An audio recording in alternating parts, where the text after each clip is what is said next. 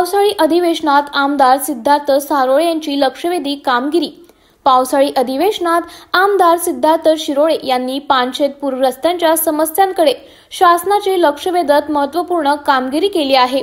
गोखले नगर येथील म्हाडाच्या इमारतींवर आकारण्यात आलेल्या वाढीव बांधकामावरील करारास शासनाने स्थगिती दिली आहे। पूरग्रस्त वसाहतींमधील सुमारे 2000 कुटुंबियांना आर्थिक संकटाचा सामना करावा लागत आहे।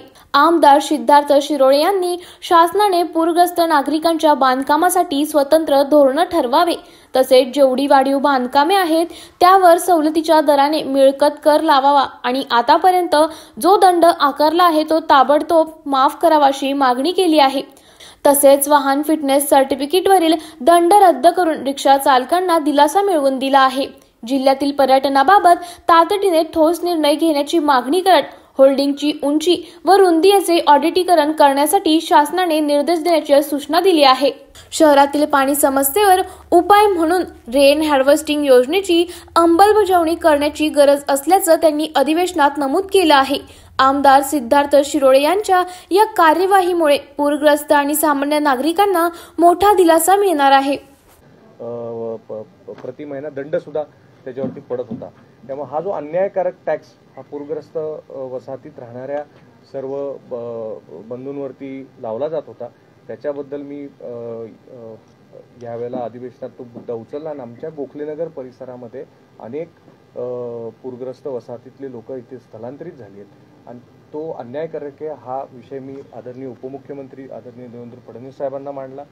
त्यांनी स्वतः आदरणीय मुख्यमंत्री साहेबांशी चर्चा केली आणि आदरणीय मुख्यमंत्री साहेबांनी उदय सामंतजी जे आपले मंत्री महोदय त्यांच्या मार्फत एक दिलासा देणारा निर्णय हा पुणे शहराच्या सर्व पूरग्रस्त वसाहतीत तो अप्लाय झाला की कुठल्याही प्रकारचा जो वाढीव कर आकारला जात होता तो आता आकारला जाणार नाही, त्याला स्थगिती दिली आणि याबद्दल एक नवीन धोरण ही महानगरपालिका तयार करेल पूरग्रस्तांच्या विषयावरती।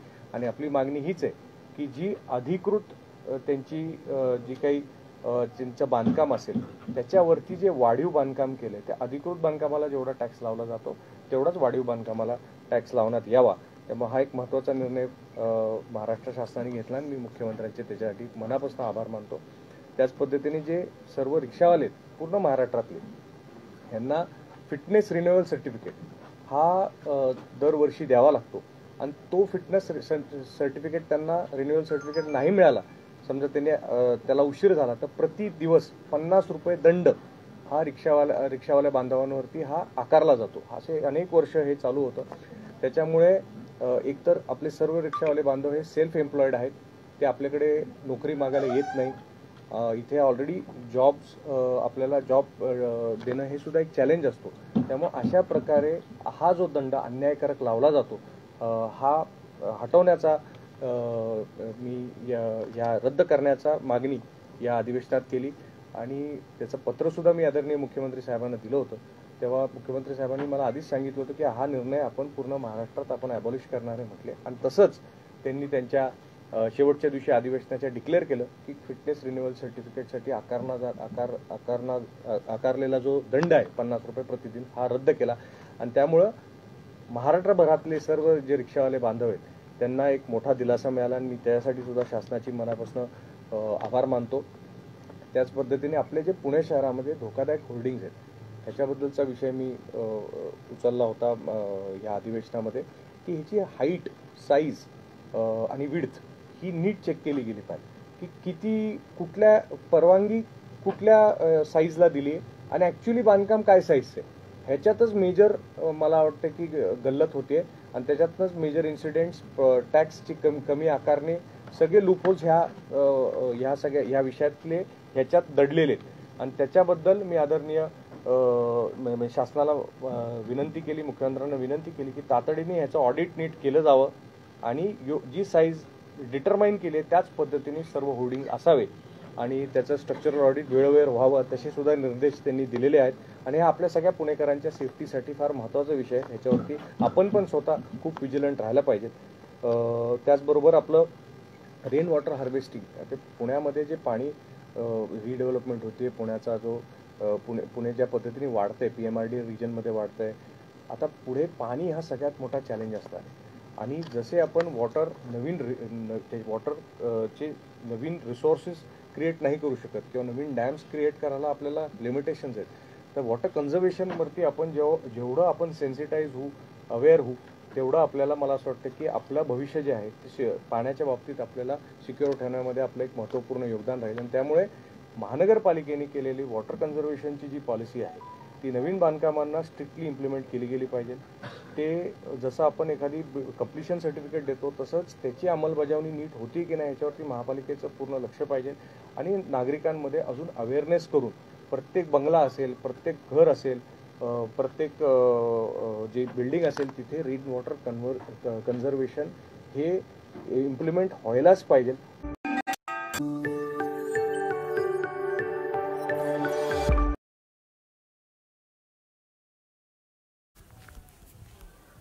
आमदार कैलास गोरंट्याल यांच्या कार्यकर्त्यांचा महापालिकेत ठिय्या, सुविधा न दिल्यास तीव्र आंदोलनाचा गोरंट्याल यांचा इशारा. जालन्याचे काँग्रेस आमदार कैलास गोरंट्याल यांच्या कार्यकर्त्यांसह महानगरपालिकेत ठिय्या आंदोलन केलंय. मात्र अद्याप शहरातील नागरिकांना सुविधा मिळत नाही, वेळेवर नळाला पाणी येत नाही, सर्वत्र घाणीचे साम्राज्य पसरलं आहे. डेंग्यूच्या रुग्णसंख्येत वाढ आहे, त्यामुळे नागरिकांचे आरोग्य धोक्यात आलं असून नागरिकांना सुविधा पुरवण्याच्या अनेक सूचना गोरंट्याल यांनी आयुक्तांना दिल्या होत्या. मात्र पालिकेने याची कोणतीही दखल घेतली नाही. त्यामुळे कैलास गोरंट्याल यांनी कार्यकर्त्यांसह महापालिकेत येऊन ठिय्या दिला आणि महानगरपालिकेची ग्रामपंचायत म्हणून घोषणा करा अशी मागणी गोरंट्याल यांनी केली. दरम्यान पुढच्या 8 दिवसात नागरिकांना सुविधा नाही पुरवल्या तर आणखी तीव्र आंदोलन करण्याचा इशारा गोरंट्याल यांनी दिला आहे. सर, आज आपण आयुक्त साहेबांना भेट दिली आणि महानगरपालिकेला ग्रामपंचायत घोषित करण्याची मागणी केली. नेमकं काय कारण आहे? सध्या पावसाळ्याचे दिवस आहे आणि स्वच्छता जालना शहरात एक पैसेचंही काम होत नाही. डेंग्यूसारखे आजार लोकांना होऊ लागले, गॅस्ट्रोसारखे आजार होऊ लागले आणि नगर प्रशासन एकदम सुस्त बसलेलं आहे. नवीन घंटागाडी आली, नवीन कॉन्ट्रॅक्टर आले, नगर परिषद कर्मचारी असताना आज ते विशेष काढत तकरीबन कॉन्ट्रॅक्टरचे आणि नगर परिषद कर्मचारी धरून 500 कर्मचारी घंटागाडी. मग जालना शहरात मग कचरा साफ का होत नाही याबद्दल आम्ही निवेदन दिलं आणि त्यांना सांगितलं की तुम्ही सोमवारीपर्यंत या रविपर्यंत आपण नियोजन चांगलं करा, नाहीतर आम्ही उपोषणाला बसणार आणि तुमचा ग्रामपंचायत महानगरपालिका ग्रामपंचायत करावाचं म्हणून ठराव घेणार. महानगरपालिका झाले पण तसं काम होत नाही. आता जे महानगरपालिका केलं त्यांना विचारा ना, त्यांना तर काही कळतच नाही महानगरपालिका नगरपालिका काय. आज जी पोझिशन आहे गावात लोकांना असं सांगत होते की महानगरपालिका झाली की IAS अधिकारी आहे ना, आला काय IAS अधिकारी? काम होणार कोणते काम होते? स्वच्छतेचे काम होत नाही, पाण्याचे काम होत नाही, लाईटचे होत नाही, रोडचे होत नाही, काही होत नाही. आणि मागे आम्ही त्यांना इशारा दिला तेव्हा पाण्याची व्यवस्था केली त्यांनी बरोबर. आता त्यांना इशारा आहे, नाहीतर आम्ही बघा सोमवारपासून काय करतो.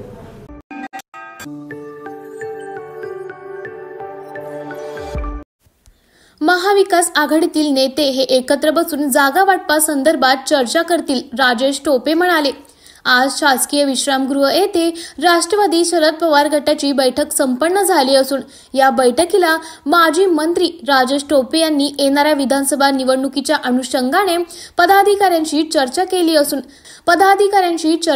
असून तसेच जे काही पदाधिकाऱ्यांच्या नियुक्ती रखडल्या आहेत त्या देखील लवकर भरल्या जातील आणि ज्या ठिकाणी महाविकास आघाडीचे सक्षम उमेदवार असतील त्या ठिकाणी महाविकास आघाडी एकत्र बसून ते जागा सोडवण्याचा प्रयत्न करतील.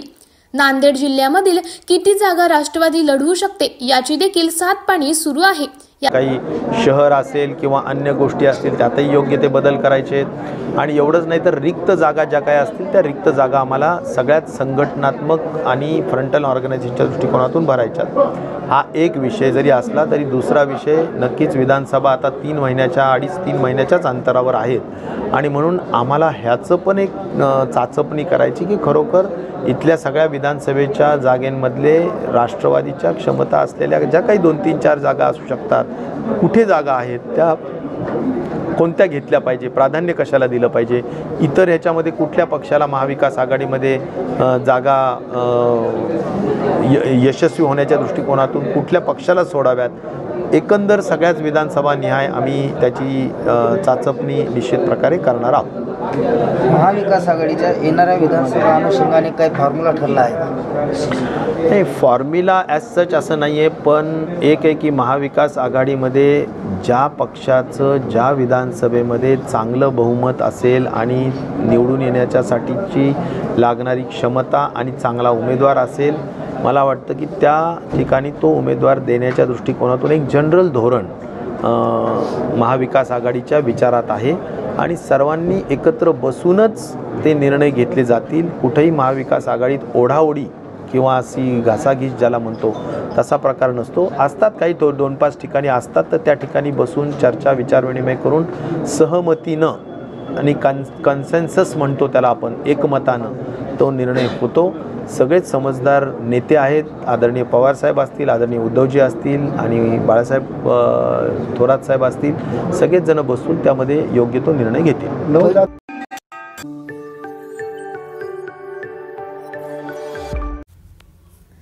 साई मंदिरात फोडली दहीहंडी. न्यायाधीश सुधाकर यालगडा उपस्थित.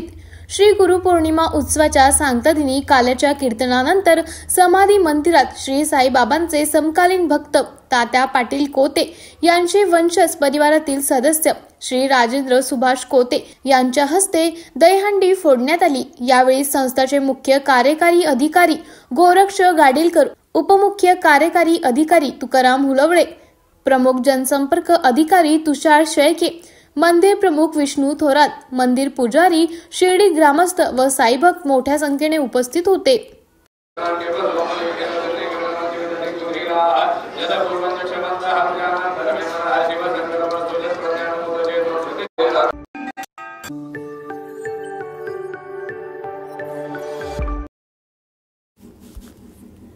वैद्यकीय व अभियांत्रिकी अभ्यासक्रमासाठी जात वैधता प्रमाणपत्राची अट रद्द करण्याची आमदार कैलास घाडगे पाटील यांची मुख्यमंत्र्यांकडे मागणी. सध्या वैद्यकीय व अभियांत्रिकी अभ्यासक्रमाच्या प्रवेश प्रक्रिया सुरू आहेत. विद्यार्थ्यांना प्रवेशासाठी शैक्षणिक व आर्थिक मोटरसायकल चोरीची घटना वारंवार होत होते, तर आपण काही आरोपींना अटक केलेली आहे आणि त्यांच्याकडनं काही मोटरसायकल जप्त केलेले आहे. या संदर्भात सविस्तर चोपडा शहरात मोटरसायकल चोरीच्या अनुषंगाने आपण चोपडा शहर पोलीस स्टेशनचे पोलीस अधिकारी आणि कर्मचारी अंमलदार यांचे पथक तयार केले. त्यामध्ये गोपनीय माहितीच्याद्वारे आपण 2 आरोपींना आपण अटक केलेली आहे. त्यांच्याकडनं आपण चोरीच्या 6 मोटरसायकल आपण हस्तगत केलेल्या आहे. एकूण असा 2,75,000चा मुद्देमाल आपण जप्त केलेला आहे आणि त्या अनुषंगाने आपला पुढील तपास चालू आहे. साहेब, अजून त्यांच्याकडनं काही मोटरसायकल चोरीची गुन्हे उघडीस येण्याच्या काही शक्यता आहे का? त्यांच्याकडनं आपण एकूण 6 मोटरसायकल हस्तगत केलेले आहेत. तसेच पुढील तपास आपण चालू आहे.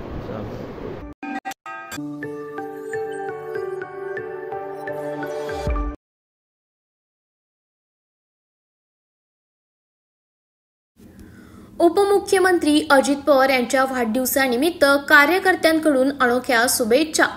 सोलापुरातील मकरंद शिवशेट्टी या कार्यकर्त्याने हातावर कायमस्वरूपी चक्क टॅटू गोंदवत अजित पवारांना वाढदिवसाच्या शुभेच्छा दिल्या. या कार्यकर्त्याने अजित पवारांची प्रतिमा हातावर कायमस्वरूपी गोंदवली देखील आहे. दरम्यान उपमुख्यमंत्री अजित पवार यांनी या कार्यकर्त्याचे आभार देखील मानले आहेत.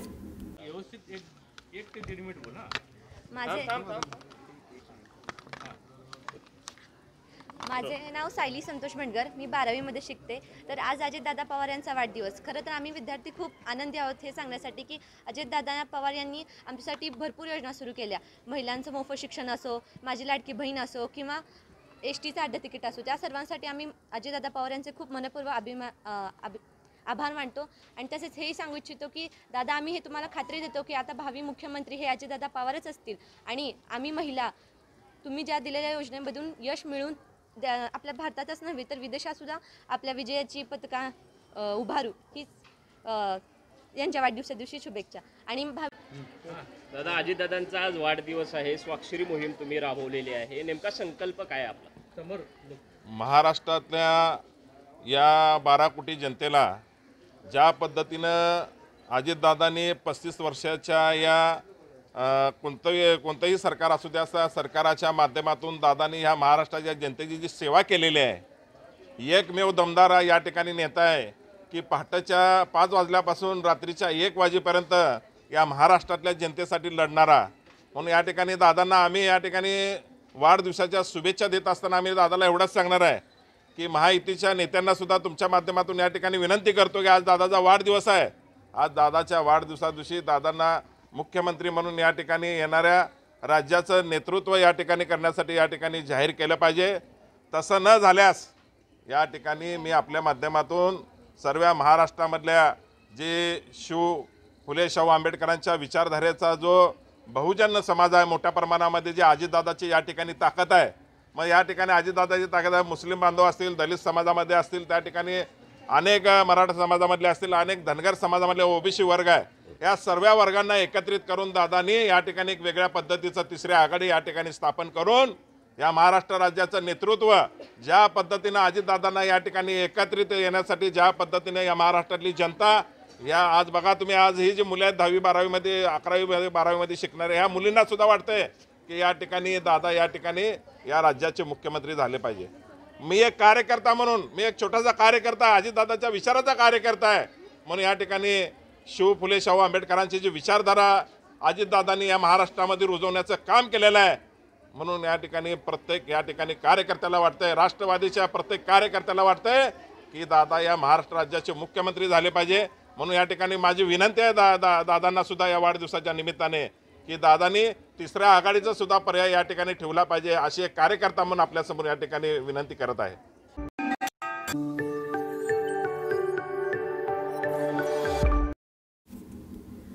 तुमचं आमचं आरक्षण वाचवायला आता शाहू फुले आंबेडकर येणार नाहीत अशी रोखठोक टीका लक्ष्मण हाके यांनी केली आहे. काही लोक बेकायदेशीर आंदोलन करून मागासवर्गीयांचे आंदोलन संपवण्याचा प्रयत्न करत असल्याचे आरोप त्यांनी केले आहे. मंडल स्तंभाला अभिवादन करून ओबीसी बचाव जन आक्रोश यात्रा सुरू झाली असल्याची माहिती त्यांनी दिली. तसंच लक्ष्मण हाके यांनी लोकशाहीची तत्वे गावगाड्यातल्या लोकांपर्यंत पोहोचवण्याची गरज देखील व्यक्त केली आहे.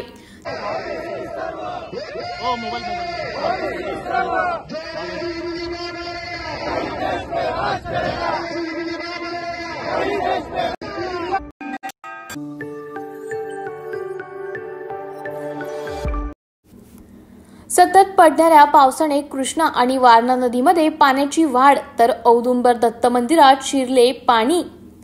सांगली जिल्ह्यात सततच्या पडणाऱ्या पावसामुळे वारणा आदी कृष्णा नदीच्या पाणी पातळीत झपाट्याने वाढ होत आहे. त्यामुळे नदीचे पात्र बाहेर पडत आहे. तर पलूस तालुक्यातील औदुंबर येथील श्री दत्त मंदिरात पाणी शिरले आहे.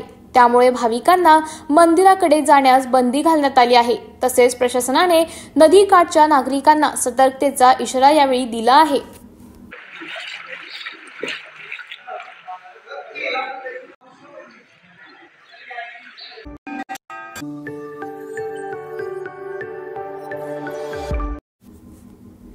धनंजय मुंडे साईचरणी लीन.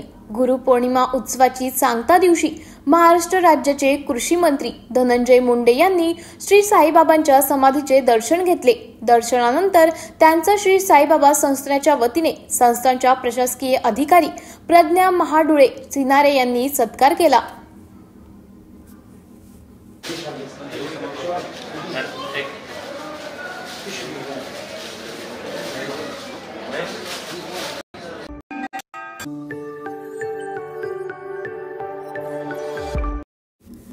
चांदोली परिसरात पावसाची धुवाधार बॅटिंग. शिराळा तालुक्यातील चांदोली धरण परिसरामध्ये गेली 5-6 दिवस संततधार पाऊस सुरू असून या परिसरातील नदी नाले ओढे तुडुंब भरून वाहत आहेत. यामुळे या वारणा नदीवरील बरेच बंधारे पाण्याखाली गेले असून वारणा नदी पात्राबाहेर पडली आहे. काही ठिकाणी वारणा नदी पात्राबाहेर पडल्याने नदीकाठच्या पिकात नदीचे पाणी शिरले आहे. वळवा तालुक्यातील एतवडे खुर्द येथील सांगली कोल्हापूर जिल्ह्याला जोडल्या जाणाऱ्या पुलावर पाणी आले आहे.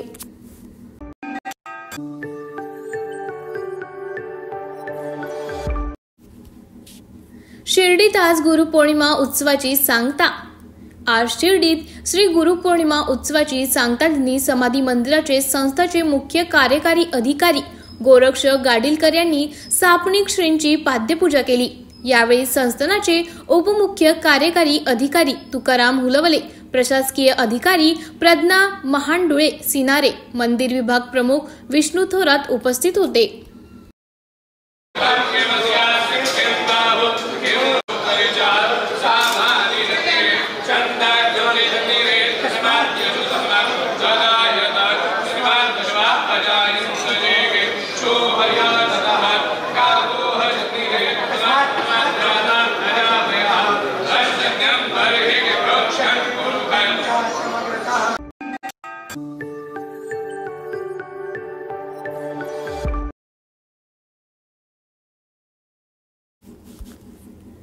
वैद्यकीय व अभियांत्रिकी अभ्यासक्रमासाठी जात वैधता प्रमाणपत्राची अट रद्द करण्याची आमदार कैलास घाडगे पाटील यांची मुख्यमंत्र्यांकडे मागणी. सध्या वैद्यकीय व अभियांत्रिकी अभ्यासक्रमाच्या प्रवेश प्रक्रिया सुरू आहेत. विद्यार्थ्यांना प्रवेशासाठी शैक्षणिक व आर्थिकदृष्ट्या मागास प्रवर्गातील विद्यार्थ्यांना जात वैधता प्रमाणपत्र सादर करणे बंधनकारक केले आहे. राज्यात विविध मागण्यांसाठी महसूल कर्मचारी संपावर आहेत. इतर सहकारी योजनेचे काम युद्ध पातळीवर सुरू असल्याने अधिकारी या योजनेचा आढावा बैठकीत व्यस्त आहेत. मग अशा काळात विद्यार्थी वर्ग प्रमाणपत्रासाठी प्रशासनाकडे खेट्या मारत आहेत. प्रमाणपत्र सादर करण्याची अट रद्द करून विद्यार्थी वर्गाला दिलासा द्यावी अशी मागणी आमदार कैलास पाटील यांनी मुख्यमंत्री एकनाथ शिंदे यांच्याकडे केली आहे. तसं पत्र त्यांनी मुख्यमंत्र्यांना पाठवलं आहे. विद्यार्थ्यांना प्रवेश प्रक्रियेसाठी लागणारे विविध प्रमाणपत्र मिळणे सध्या बंद झाले आहे. या अभ्यासक्रमांना प्रवेश घेण्याची मुदत संपत आली असून बऱ्याच विद्यार्थ्यांकडे प्रवेश प्रक्रियेसाठी लागणारे प्रमाणपत्र उपलब्ध नाहीत. 12वी परीक्षेत व सामायिक प्रवेश परीक्षेत CET चांगले गुण मिळवून सुद्धा प्रवेश घेताना जात वैधता प्रमाणपत्र सादर न केल्याने चालू शैक्षणिक वर्षात शैक्षणिक व आर्थिकदृष्ट्या मागास प्रवर्गातील विद्यार्थ्यांना प्रवेश प्रक्रियेतून बाद केले जाणार आहे. या प्रवर्गातील विद्यार्थ्यांना खुल्या प्रवर्गातून प्रवेश घेतल्यास या प्रवर्गातील विद्यार्थ्यांनी खुल्या प्रवर्गात प्रवेश घेतल्यास संबंधित महाविद्यालयाचे शुल्क परवडणार नाही. शैक्षणिक व आर्थिकदृष्ट्या मागास प्रवर्गातून वैद्यकीय अभियांत्रिकी शाखेत प्रवेश घेण्यासाठी या प्रवर्गातील विद्यार्थ्यांना पुन्हा सामायिक प्रवेश परीक्षा CET द्यावी लागणार आहे. परिणामी त्यांचे हे वर्ष वाया जाण्याचा धोका आहे. त्यामुळे अभ्यासक्रमांना प्रवेश घेणाऱ्या विद्यार्थ्यांना प्रवेशावेळी शैक्षणिक व आर्थिकदृष्ट्या मागास प्रवर्गाचे जात वैधता प्रमाणपत्र सादर करण्याची अट रद्द करून विद्यार्थ्यांना दिलासा देणे आवश्यक असल्याचं आमदार कैलास आघाडे पाटील यांनी या पत्रात म्हटलं आहे. वैद्यकीय व अभियांत्रिकी अभ्यासक्रमाच्या प्रवेश प्रक्रियेसाठी जात वैधता प्रमाणपत्र सादर करण्याची अट रद्द करण्याबाबत मुख्यमंत्री यांनी तातडीने कार्यवाही करावी अशी अपेक्षा आमदार कैलास घाडगे पाटील यांनी व्यक्त केली आहे. बाईट आमदार कैलास घाडगे पाटील. राज्यात वैद्यकीय व अभियांत्रिकीची प्रवेश प्रक्रिया चालू आहे. 12वी मध्ये CET मध्ये चांगले गुण घेऊन सुद्धा जे SCBCचे विद्यार्थी आहेत त्यांना या प्रवेश प्रक्रियेसाठी जात वैधता प्रमाणपत्र सादर करणे बंधनकारक केले असल्याने सध्या आपण बघतो राज्यभरात महसूल कर्मचारी संपावर आहेत. राज्य शासन रोज नवीन एक योजना जाहीर करत आहे. त्याच्यामुळं राज्य शासनाची महसूलची यंत्रणा किंवा सरकारी कर्मचारी सगळे त्या योजनेच्या अंमलबजावणीसाठी गुंतलेले आहेत. अशा वेळेस वैधता प्रमाणपत्र सादर करणं हे विद्यार्थ्यांसाठी खूप अडचणीचं ठरलेलं आहे. आणि जर हे वैधता प्रमाणपत्र सादर केलं नाही तर त्या विद्यार्थ्यांचं पूर्ण वर्ष वाया जाण्याची शक्यता आहे. त्यामुळे माझी शासनाला विनंती आहे की SCBCसाठी तुम्ही जे जात वैधता प्रमाणपत्र सादर करण्याची आड घातलेली आहे ती रद्द करून फक्त कास्ट सर्टिफिकेट आधारे त्यांना ॲडमिशन द्यावं आणि वैधता प्रमाणपत्र सादर करण्यासाठी मुदत द्यावी ही माझी शासनाला विनंती आहे. आणि खरं तर शासनानं याबाबत निर्णय घेणं आधीच गरजेचं होतं. सध्या 2-3 दिवसच फक्त प्रवेश प्रक्रियेचे राहिलेले आहेत. अशा वेळेस शासन याबाबत निर्डावलेलं आहे आणि कुठलंही लक्ष देत नाही. त्यामुळे माझी शासनाला परत एकदा विनंती आहे की आपण जे वैधता प्रमाणपत्र सादर करण्याची आड घातलेली आहे अभियांत्रिकी आणि वैद्यकीय शिक्षणासाठी ती रद्द करावी आणि फक्त जात प्रमाणपत्रावर त्यांना प्रवेश द्यावा ही विनंती आहे माझी.